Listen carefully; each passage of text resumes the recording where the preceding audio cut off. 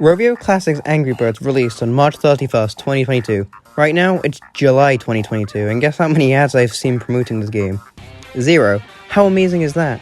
Not advertising your game just proves that you care about the product you're putting out and definitely want everyone to play and download it.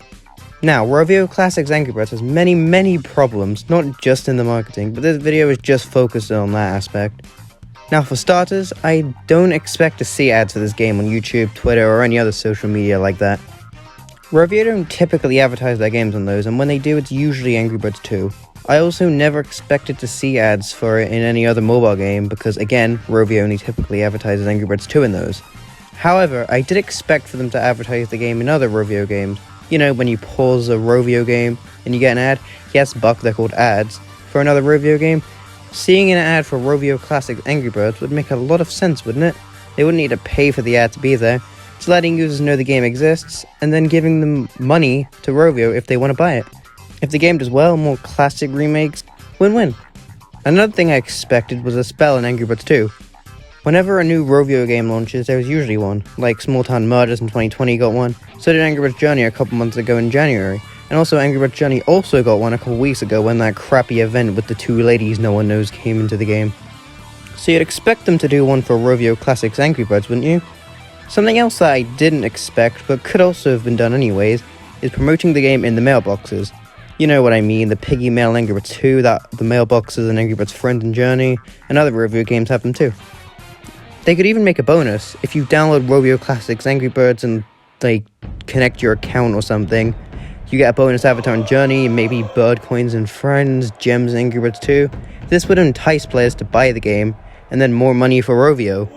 You'd expect at least a couple of these to happen, seeing as it's a new game and these are ways of promoting it without having to spend money. You want people to know your game exists so they can buy it, give you money, you make a profit, more games can be made, and then, you're pleasing your fans and it would just make more sense. However, this is modern Rovio, and if you know modern Rovio, they are very incompetent. So none of these happened. Now, obviously fans like me were very puzzled at this. Why would they release a game not to promote it? It doesn't make any sense.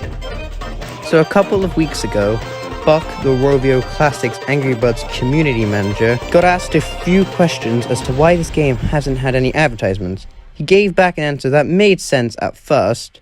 It reads, "The mobile game market is very different than it was when Angry Birds came out. People don't pay for mobile games like they did in 2009 to 2012. Back in those days, almost every game was 99 cents to $1.99. Now, almost everything is free. These are example numbers. If we put $100,000 in marketing the game, we would have to get at least 120,000 purchases to even make back that money. Then you need to factor in the cost of making the game. That's the reason you didn't see ads everywhere for the classic re-release. It was for the fans. It was for those who already knew about it and who wanted it to come back. We didn't need to throw money into advertising because that wasn't the point of the game."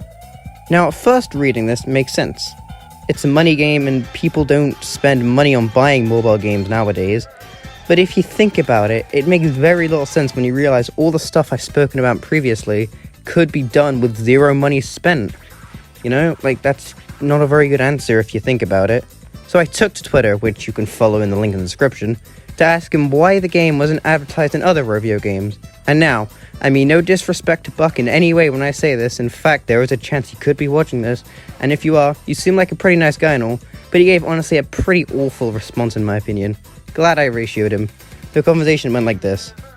"Hey Buck, I've been meaning to ask you this question for a while now, but you were on holiday and I didn't want to disturb you or anything.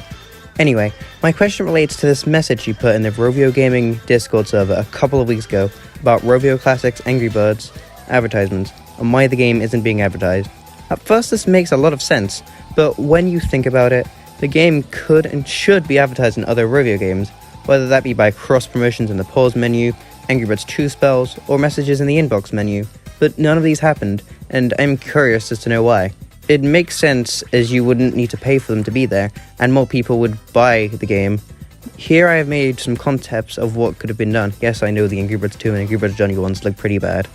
I don't know the exact numbers or value of any of those, so take this with a grain of salt. If I had to guess, the cross-promotion to other games free provides the company with overall more value than promoting Classic. Most people nowadays will not spend $1 for a game. But still, it makes sense to promote it for free if you can, does it not? Especially if it's a new fan who wants to know the origins of the franchise. If you don't promote it, then how will most people know that it exists? I know it's for the fans, but if you can promote it for free, why don't you? There's likely more value in promoting the new games that have constant events and new content drops. Rovio Classics Angry Birds is technically a new game, is it not? It's a new game, yes, but it's not a new game in the sense of live events and such. I can understand why you'd want to promote the events from other games in your games. That's how people know they are going on. But you should also promote your game that costs money in those games too, so people know they can buy it. Kind of feels like it's being gatekept and hidden. Like Rovio felt forced to do it by the fans instead of wanted to. And it's just going to hide on the App Store and Google Play for the rest of time until it has to get delisted because it's not being updated with device standards, like a certain other game I'm sure you've heard of. Got him there. Also, Narcy gave a good point, which was Buck said they didn't want to advertise any money products, but the Minecraft DLC was advertised. Buck said he didn't know if there was anything in the contract saying about advertising it, and he said you should ask the CEO of Rovio, Alexandra Pelton-Normand, in the upcoming interview he was going to have with Sniper, the owner of the Angry Birds Network Twitter account. And Sniper did ask him the question as to why the game was not advertised in other Rovio games. I'll play the clip for you here. So why hasn't Rovio been cross-promoting Rovio Classics Angry Birds in other Angry Birds games? Is there a reason for that? Well, again, like the idea there, it was not really to have, like it's a bit like it's almost a little bit of a secret to the community, right? Where the goal is not to make those games hugely popular in terms of downloads. The goal is to, kind of make something special for people that really care about the brand, right? The real fans that, kind of try to find those things, or that, follow us on Twitter or on Discord or on a different channel. So the idea is not to advertise this massively.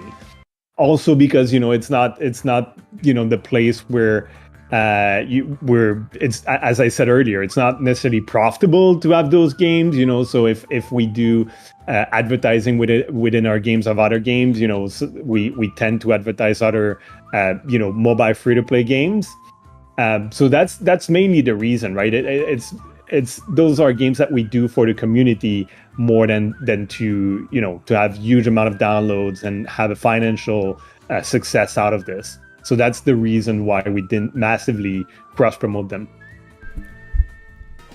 Now, there is definitely more of a chance of Buck seeing this video than Alex, but on the extremely unlikely chance that the CEO of Rovio is watching this video, first of all, hi. Second of all, and I mean no disrespect to you when I say this, but that is a terrible way of marketing the game. A secret to the community? No, that's not how you make a game. Again, I fully agree with you on that don't spend money on, or a lot of money on the marketing. That makes sense, but why don't you market the game in your own games? It makes zero sense. Also, something I'd like to bring up is the possibility of advertising it in the old games. Right now, advertisements are still in Classic, Season, Space, Go, and Epic. And the people that play these games would definitely be more interested in trying out Rovio Classics Angry Birds than Angry Birds 2 or Angry Birds Friends. In fact, sometimes when you load up those games, you'll get this message which gives you a thing saying that this game is no longer supported, and it links you to Angry Birds 2 or Angry Birds Friends. That's so stupid. Why doesn't it link you to Rovio Classics Angry Birds? There's no, apart from that message of saying we're remaking some of the games, there is no reference to Rovio Classics Angry Birds in any of those games. Like, you'd think there'd be cross promotions because the people that play those games would want to play Rovio Classics Angry Birds. Sure, someone that plays Angry Birds Dream Blast or Journey probably wouldn't be interested, but someone that plays Angry Birds Seasons probably would be. So, why isn't advertising the classic games? I don't know. Subscribe for more videos and like the video. Goodbye.